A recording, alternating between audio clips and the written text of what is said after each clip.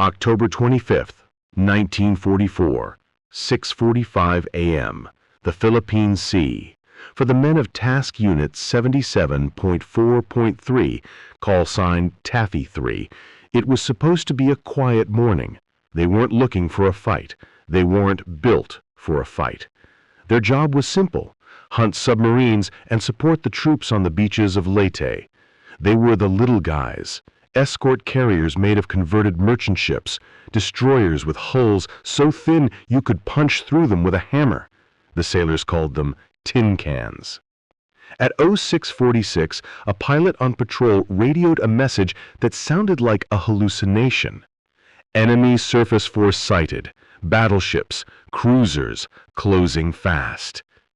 Admiral Clifton Spragg, commanding Taffy 3, didn't believe it. He demanded confirmation. The pilot's reply chilled the blood of every man who heard it. I can see pagoda masts. I see the biggest meatball flag on the biggest battleship I've ever seen.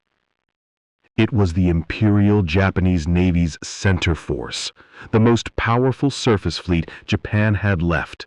4 battleships, 6 heavy cruisers, 2 light cruisers, 11 destroyers, and leading them the Yamato, a monster that outweighed the entire American task unit combined. There was no help coming. The main U.S. fleet was hours away, lured off by a decoy. Taffy 3 was alone. They were slow, they were outgunned, and they were the only thing standing between the Japanese monster and the vulnerable troop transports at LeyteGulf. Logic said run. Survival instinct said flee, but on the bridge of the destroyer USS Johnston, Commander Ernest E. Evans didn't look at the escape route. He looked at the enemy. Ernest Evans was a Cherokee from Oklahoma. He had told his crew on the day that Johnston was commissioned, "This is going to be a fighting ship. I intend to go in harm's way, and anyone who doesn't want to go along had better get off right now." He meant it. Without waiting for orders, without checking if anyone was following, Evans gave the command, "Left full rudder, all engines ahead flank." The Johnston, a 2,100-ton speck in the ocean, charged the entire Japanese fleet alone. Imagine a terrier attacking a herd of angry elephants. That was the Johnston. The Japanese shells weighed 3,000 pounds. If one hit the Johnston, it wouldn't just sink her, it would obliterate her. But Evans ran a zigzag pattern so aggressive, so chaotic, that the Japanese gunners couldn't get a lock. He closed the distance, 18,000 yards, 16,000 yards. At 10 miles out, the Johnston's 5-inch guns opened fire.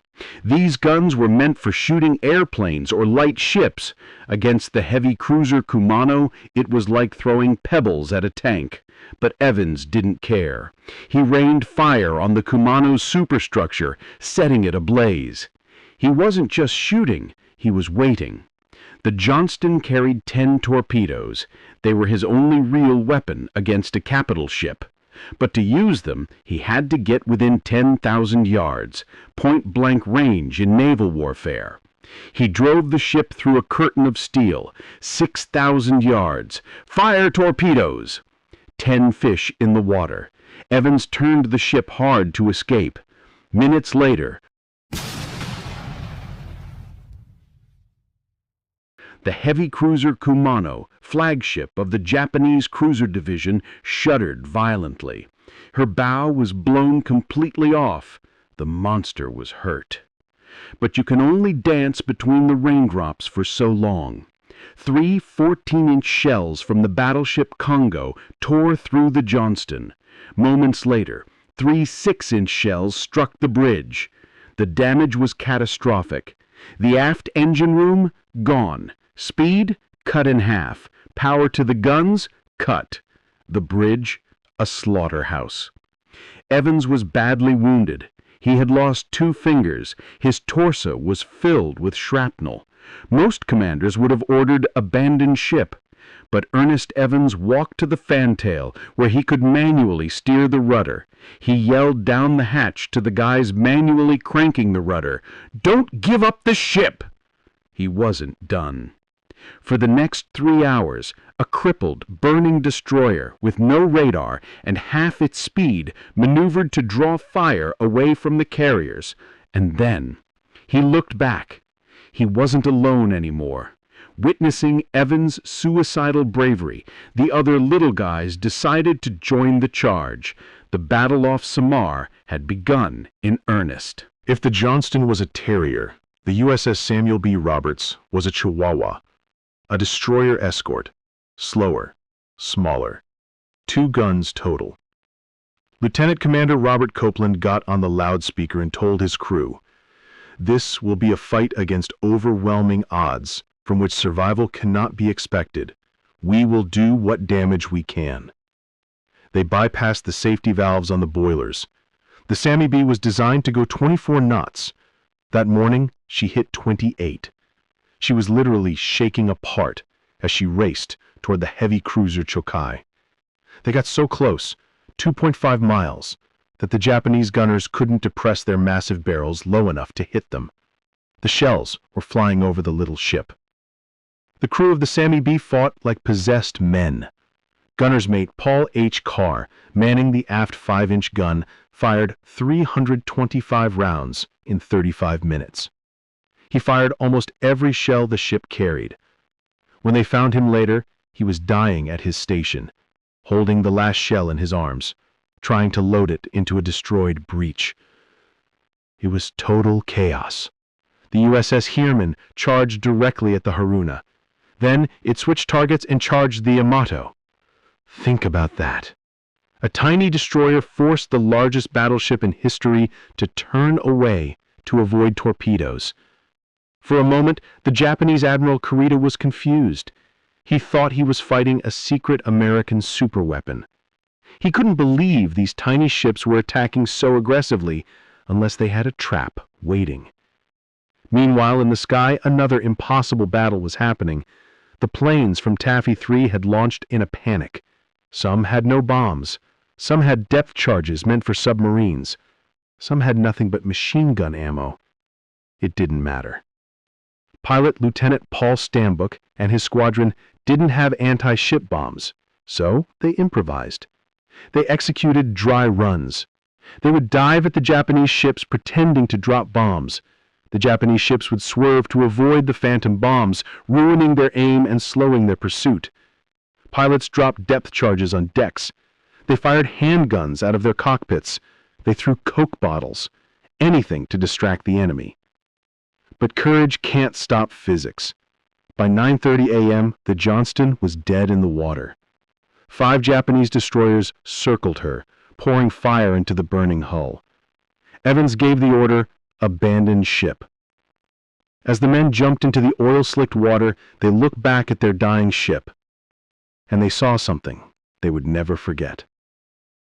The Japanese destroyer Yukizake sailed slowly past the sinking wreck. The American sailors in the water braced for machine gun fire. It was common practice. Instead, they saw the Japanese captain on the bridge wing. He stood at attention, and he saluted. He was saluting the ghost of Ernest Evans. He was saluting the fighting spirit of an enemy who had no business fighting, but fought anyway. By 900 hours, Taffy 3 was beaten. The Johnston was sinking. The hull was gone. The Samuel B. Roberts was burning from bow to stern. The escort carrier USS Gambier Bay had lost the use of her rudder. She was dead in the water, a sitting duck for the battleship Yamato. Japanese shells punched through the Gambier Bay like paper. She capsized and sank, taking over 100 men with her. The Japanese fleet had broken through the defensive line. The road to the troop transports at LeyteGulf was wide open. Total annihilation was minutes away. And then, the impossible happened. Admiral Takeo Kurita, the Japanese commander, made a decision that historians still debate to this day. He ordered the fleet to turn north. He ordered them to stop firing. He ordered a retreat. Why? Because of the fog of war, and because of the ferocity of the tin cans. The Johnston, the Sammy B, and the wild air attacks had been so aggressive, so relentless, that Kurita was convinced he wasn't fighting a small escort unit. He thought he was fighting Admiral Halsey's main carrier fleet. He mistook the tiny destroyers for heavy cruisers. He mistook the small escort carriers for fleet carriers. He looked at the chaotic, suicidal charges of Taffy 3 and thought, this must be a trap. No small force would fight like this unless they had backup. Fear of the unknown made the giant blink. Ernest Evans and his men had bluffed the Japanese Navy with nothing but courage and 5-inch shells. On the bridge of the USS Fanshawe Bay, a signalman lowered his binoculars and yelled, "God damn it, boys, they're getting away!" To which the captain replied, "Don't shout so loud, let them go." But the ordeal wasn't over. Just as the surface fleet retreated, a new horror arrived from the sky. October 25th, 1944, marked the debut of a terrifying new Japanese tactic, the Special Attack Unit, the kamikaze. The survivors of the surface battle looked up to see Zeros diving, not to strafe, not to bomb, but to crash. One Zero slammed into the flight deck of the USS St. Lo. It penetrated the deck and exploded in the hangar bay below, igniting torpedoes and fuel. The St. Lo had survived the Yamato. It had survived the largest artillery barrage in naval history, but it couldn't survive the fanaticism of a single pilot. It became the first major warship sunk by a kamikaze attack. The battle was over, but for the men in the water, the nightmare was just beginning. Over 1,000 American sailors were adrift in the Philippine Sea. Because of communication errors and the chaos of battle, the Navy didn't know exactly where they were. They waited. 1 day passed, then 2. Thirst drove men mad. Some drank salt water and died in delirium. Then came the sharks. Just like the USS Indianapolis, which would happen a year later, the survivors of Taffy 3 faced a gauntlet of oceanic white-tip sharks. They huddled in groups, kicking and screaming to drive the predators away. They watched their friends get pulled under, one by one. After 50 hours in the water, rescue finally arrived. Of the crew of the Johnston, 141 men were saved. 186 were lost. Commander Ernest Evans was not among the survivors. The last anyone saw of him, he was drifting away from the ship, still wearing his helmet, still trying to help his men into life rafts. He never abandoned his crew. The battle off Samar is impossible to comprehend by the numbers. Taffy 3 lost 2 escort carriers, 2 destroyers, and a destroyer escort. Over 1,000 Americans died.